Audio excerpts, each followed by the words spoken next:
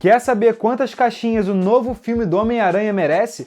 E quer saber o que esse filme tem a ver com política? Então você está no lugar certo. Se liga no nosso review de Homem-Aranha Longe de Casa.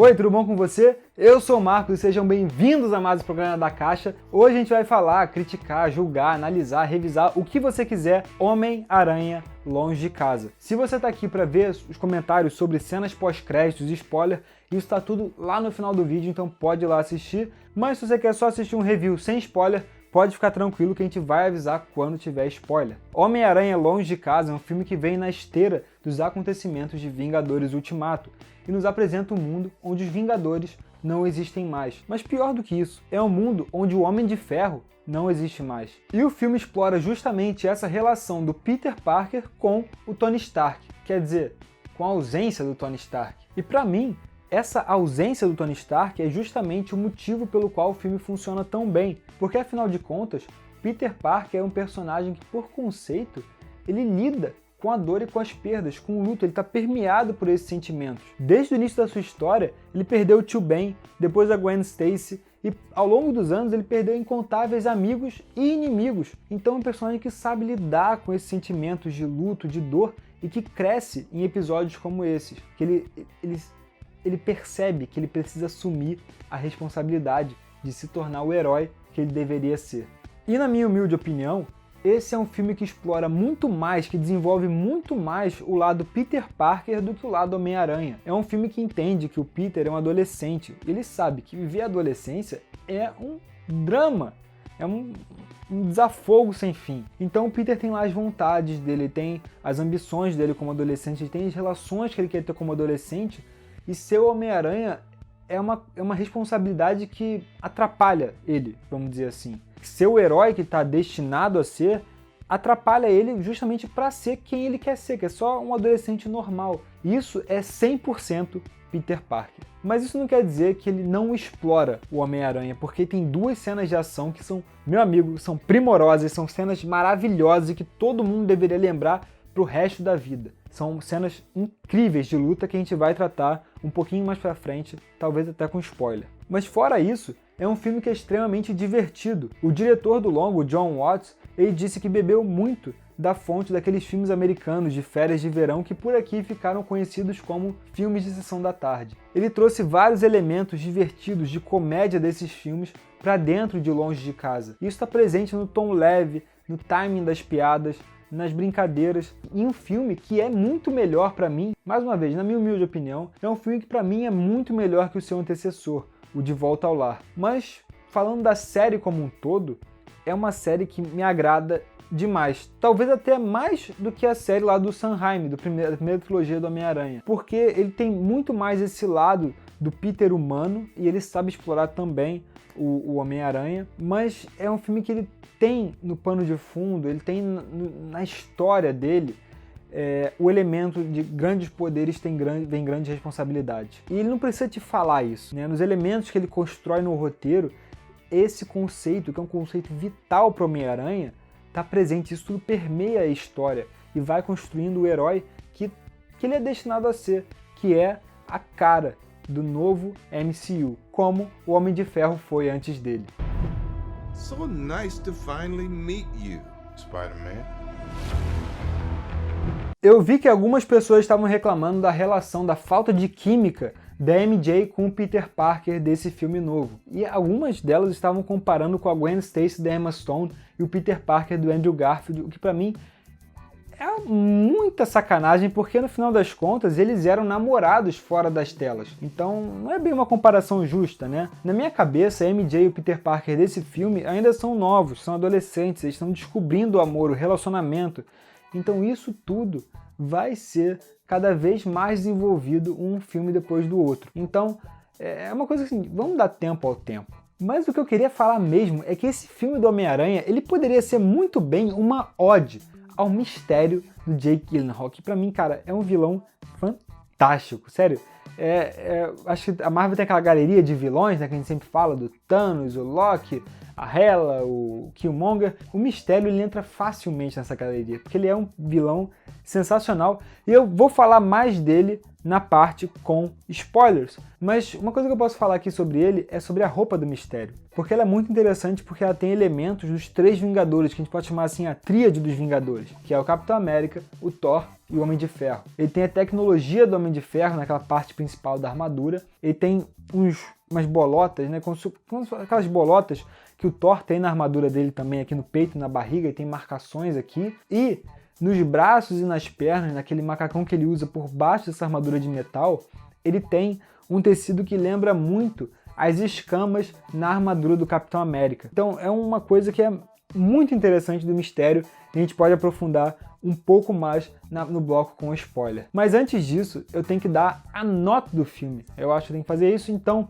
eu diria que Homem-Aranha Longe de Casa merece sólidas, dignas e respeitosas 9 caixinhas. Ele tem muito mérito em desenvolver o personagem, o humano Peter Parker, que pra mim é o grande trunfo da Marvel, porque por mais que os filmes dela estejam mega conectados nesse universo e tudo mais, eles na verdade, recentemente ela tem explorado cada vez mais filmes que desenvolvam o personagem e não só esse grande universo. Óbvio, o filme do Homem-Aranha ele faz várias conexões, mas ele está muito centrado em desenvolver aquele personagem, aquele herói. E esse é o trunfo da Marvel. As pessoas vão para ver o personagem que elas amam, e nem sempre para ver o grande universo. As pessoas querem ver a visão macro do universo, óbvio que elas vão ver o filme porque elas não querem perder nada. Mas boa parte do público vai porque é o Homem-Aranha, porque é o Homem de Ferro, porque é o Hulk, é o Thor, a Capitã Marvel. Eles querem ver os personagens, e nisso a Marvel tem acertado muito.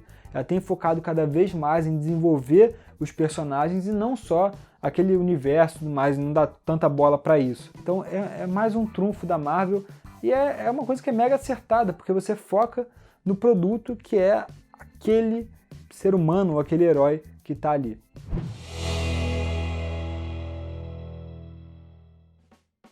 Muito bem, com spoilers então, eu quase fiz esse vídeo sem a parte sem spoiler, porque eu queria tanto falar dessa parte que eu tive que me controlar. Mas o que eu queria começar é sobre o Mistério, falar nessa primeira parte com spoiler sobre o Mistério, porque, mais uma vez, ele é um vilão fantástico, ele com certeza está no hall da Marvel, dos grandes vilões da Marvel, junto com o Thanos, o Loki, a Hela, o Killmonger. O Mistério com certeza está lá. O que me impressionou muito nele é o fato do Mistério ser 2 personagens diferentes no filme. O diretor, o Jon Watts, disse que o filme tem 2 horas, né? Então ele é separado em 1 hora para cada lado. A primeira hora é a história que o Mistério conta, que ele conta não só para quem está no filme, mas também para quem está assistindo, para os espectadores. Se você viu o nosso Super Ken sobre o Mistério, já sabia ali que ele tinha umas coisas de ilusão, mas se você quer ver sobre a origem do personagem, a gente faz o nosso jabá aqui, vê aí, o link tá na descrição. Então vamos voltando ao raciocínio aqui, é um filme que tem 2 horas, a primeira parte é contada pelo Mistério, e a segunda parte é a parte da redenção do Homem-Aranha, da quebra da ilusão do Mistério, e aí a luta final dos dois. E o que me impressiona muito é que o personagem do Mistério, o personagem do Jake Gyllenhaal, ele muda, né? Esses são 2 personagens completamente diferentes nessas 2 partes do filme, e mostra como o Jake é um ator, cara, que é um ator fantástico. É inacreditável que um cara como ele esteja em um filme da Marvel, sem qualquer demérito ao filme da Marvel e tal, mas é que eles são incompatíveis dadas as escolhas de carreira, os filmes que ele fez ao longo da carreira dele. Porém, é ótimo pra gente que ótimos atores como ele estejam nesses filmes, e com certeza também foi ótimo pra ele que encheu o bolso de grana, enfim. Eu falei lá no início que esse filme ele tem uma coisa de política, né? Na verdade, essa série do Homem-Aranha tem alguns paralelos com a política da nossa vida real. Eu vou deixar linkado aqui embaixo um artigo do Collider que ele traça um paralelo entre essa série e os Estados Unidos da era Trump. Por exemplo, ele pega o Abutre, que era o vilão do primeiro filme, e mostra como o Abutre, que era um cara classe média, que tinha seu próprio negócio, acaba sendo excluído pelo sistema que privilegia um bilionário, que é o Tony Stark, que elimina o Abutre indiretamente, talvez até sem saber. O personagem do Michael Keaton elimina ele do sistema, e ele acha que a partir desse momento ele tem licença para odiar, para destilar o seu ódio, a sua raiva no resto da sociedade, seja machucando, matando ou roubando de alguém. Nesse filme Longe de Casa, o mistério, na minha cabeça, ele era um claro paralelo para fake news, mas ele é um pouco além disso. Na verdade, ele é um modus operandi, a gente pode chamar assim. O que acontece? Qual o paralelo que a gente pode traçar? A Terra que a Marvel tem, ela acabou de ser invadida por uma invasão alienígena, né? Sofreu uma invasão alienígena, um cara roxo chegou lá com uma luva cheia de pedra brilhante, instalou os dedos e metade da população sumiu. Isso faz com que quem sobrou, quem está vivo, né? Ainda depois que os Vingadores salvaram todo mundo, voltaram com todo mundo, as pessoas fiquem numa certa instabilidade emocional, numa insegurança, vivendo com medo. Tanto é que logo no início do filme, naquele jornal da escola, o menino fala: se os alienígenas voltarem, os Vingadores não existem mais, alguém tem um plano? E depois um jornalista pergunta pro Homem-Aranha o que ele faria se os alienígenas voltassem. Então você vê que é um povo que está com medo, está vivendo no caos, na incerteza do que pode acontecer. Em meio a tudo isso, chega um grande salvador, um guerreiro de outra dimensão que veio para salvar a Terra, que é um mistério. Ele domina a narrativa, contando a sua própria história. Ele conta uma coisa que é tão grandiosa, né? Qualquer um vai acreditar. Um guerreiro de outra dimensão, pelo amor de Deus, tinha um cara roxo com uma luva aqui que instalou os dedos, como eu falei. Então as pessoas acreditam. Esse sebastianismo que a gente tem, não só no filme, mas na vida real também. Essa coisa do grande salvador que vai, né, salvar todo mundo e tudo mais. Então o mistério ele vai nessa onda, ele surfa essa onda e ele fala pro Peter: as pessoas só acreditam em você se você chegar atirando laser pelas mãos. E depois ele conta que no final ele diz: as pessoas vão acreditar no que eu quiser que elas acreditem. Então ele conta a história da forma como ele quer. Ele monta o vídeo lá no final para incriminar o Peter e tudo mais. Então ele se apodera da narrativa. Ele domina isso tudo para contar a história que ele quer. E ele usa isso para guiar contra os inimigos dele. No caso, é o próprio Peter, é o Homem-Aranha. Então ele pega toda essa história que ele contou, se coloca como herói, e no leito de morte ele pega todo o povo e joga isso tudo contra o Homem-Aranha. Não tem um paralelo claro para você? Mas fora isso, eu citei duas cenas de luta que eu achei fantásticas, que são as duas cenas de luta do Aranha contra o Mistério. A primeira é aquela questão do prédio vazio, que é completamente linda, magnífica e é de uma certa forma aflituosa, aflitante, não sei que palavra, mas dá aflição, acho que é isso, dá aflição, é melhor falar assim, dá aflição, porque você sabe que o cara tá numa ilusão, ele não consegue sair daquilo e vai dando nervoso, enquanto a segunda, que é aquela cena da ponte, é praticamente uma cena de videogame, cara, é tão fantástico, é rápido, tudo acontece num espaço pequeno, é muito bem feita, são cenas magníficas de verdade, que mostra que o filme também ele tem sim essa preocupação em desenvolver o lado heróico do Homem-Aranha também.